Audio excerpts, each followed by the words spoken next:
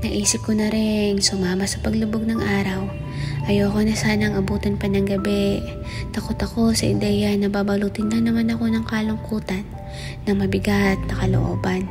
Mararamdaman kong hindi ako sapat, hindi ako dito nararapat. Nakakatakot ang pagdating ng dilim. Nalulunod ako nito sa lalim. Sa mga gabing tulad nito, may sumisigaw sa isip ko na hindi bagay sa akin ang saya. Hindi kasya sa pagkatao ko ang kapayapaan at kasiguraduhan na kahit anong pilit kong baguhin ng sarili at kaibiganin ng mundo, ibinabalik ako nito sa sulok ng aking kwarto. Bumabalik ako sa pag-iyak at walang katapusang pagkahapo.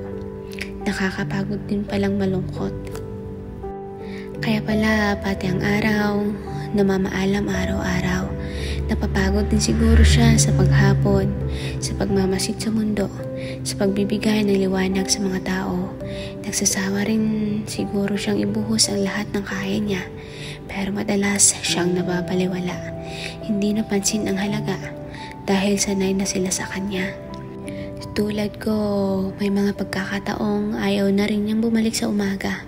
Nagdadalawang isip din siguro siya kung kailangan pa ba, na sa tuwing pagmamasdan ko ang paglubog niya, parang huling pagkikita na naming dalawa, tinadampian niya ng kalmadong kulay ang lahat ng bagay.